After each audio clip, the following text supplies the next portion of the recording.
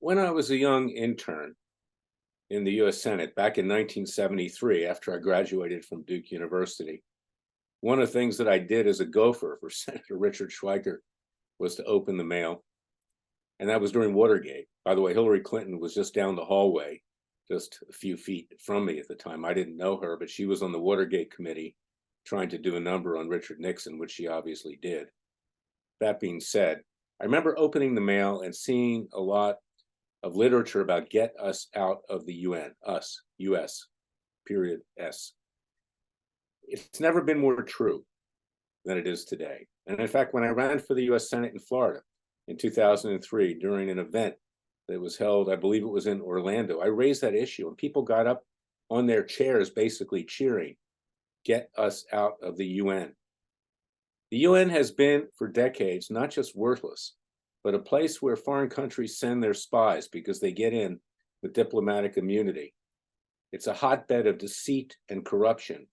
It's a hotbed of anti-Semitism. And no more have we seen that than this week with the Secretary General of the UN, Gutierrez, an individual who is a member of the Portuguese Socialist Party. You might remember that Portugal almost went communist before the EU, the European Union, took it in and arrested that decline towards the ultra left and pumped a lot of money into Portugal so it would be prosperous. I know, because during a time when Portugal was not run by the socialists, I was actually a lawyer for the government of Portugal, particularly for their wine commission and other activities. I was very close with the ambassador of Portugal in the United States.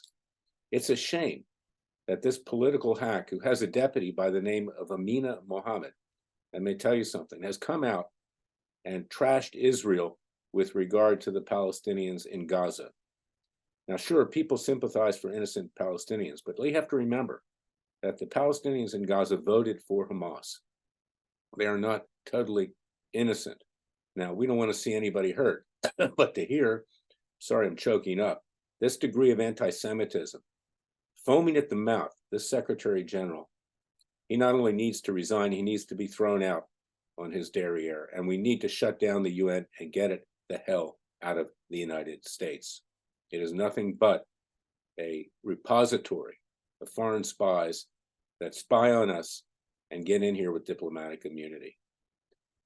Let's move to another subject right now, someone equally as despicable as the UN Secretary General, and that is our so-called President of the United States.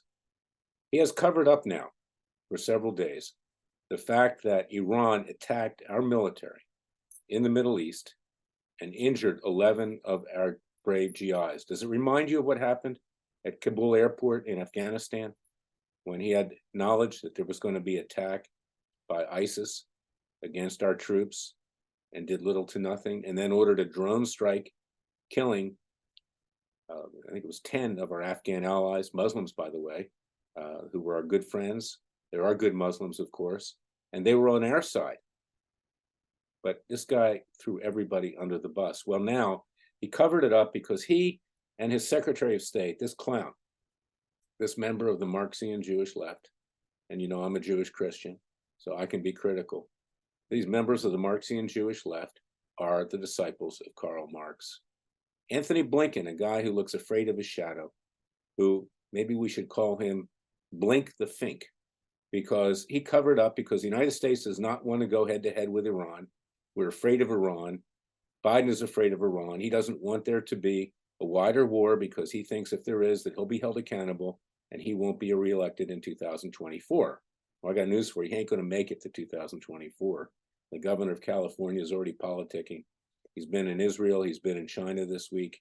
Gavin Newsom will be the nominee for the Democrat Party. But that notwithstanding, and Biden probably won't make it health-wise, this is treason, another example of treason, and we will put Biden in front of our citizens' grand juries and seek his indictment and then conviction and sentencing yet again. He's already been sentenced for bribery from communist China, Ukraine, and Russia. He's been sentenced to 20 years in prison. Once there is a Speaker of the House, we will be petitioning that Speaker to send the Capitol Police to have him arrested. He's been legitimately convicted, as I've said many times. Same thing for Anthony Fauci. new Speaker of the House will get a letter in that regard as well, demanding that they exercise what is in the effect a citizen's arrest under District of Columbia law, which is legal when someone is known to have committed a felony. Not only is there known to be committed a felony here, but in fact convicted of felonies. Biden, your son Hunter, James, and of course Anthony Fauci, and more to follow. Let's also talk about what's going on in Ivy League universities right now. If you have a kid and he's coming home for Thanksgiving, do not send him back or her. This is a vile hotbed of leftist corruption. It is one of the biggest threats to our democracy, what's going on in these Ivy League universities, particularly in my native city, Philadelphia, the University of Pennsylvania. Not only have they collaborated with the Communist Chinese, with Joe Biden, we know that. Not only have they thrown students out of school before, Jewish students, I might add, who simply called other people water buffaloes, but it's a radical, radical school. Thank God I didn't go there. Many of my friends did. I went to Duke University at the time, but it's gotten much worse. And we need to clean out the rat's nest in our universities. And we need to find, if you have children and grandchildren, to send them to a place where they're not going to be brainwashed and where they're not going to be threatened. If you're a Jewish student today and you go to one of these schools, your life is in danger. We don't want anybody's life to be in danger, whether you're Jewish, Palestinian, Chinese, or whatever. The fact is, we're all equal in this country. And you have my word and my pledge that Freedom Watch will stand behind protecting people in this country. But when you advocate and when you support genocide against any group, whether it's the Jewish people or any people, then you have to pay a price. And these students should be thrown the hell out of those universities, and these universities should be shut down. And thank God donors are starting to pull their money. Freedom Watch has a group called the Coalition of the Jewish Right, which is to collaborate with Christians, and of course, you know, I'm both, to try to bring about some kind of sanity here, conservative sanity. We need to take matters into our own peaceful and legal hands. We can see the Republicans can't do it. They can't even elect a speaker easily. And besides, they're just playing politics. So go to freedomwatchusa.org. The time is right to rise up. Wake up, America. It takes a counter-revolution. We need to do it for ourselves. Join our Justice League. Contribute with tax-deductible contributions.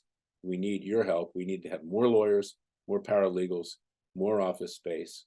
We need to bring more hard-hitting cases, citizens' grand juries, and citizens' criminal trials. We are your Justice Department, because the Justice Department, which claims to be part of a corrupt government, has become little better than Hitler's Gestapo. Thank you for listening to me. I'll be back tomorrow with another special podcast. Until then, remember, the Father and Son will only help us if we help ourselves. Thank you for listening to me.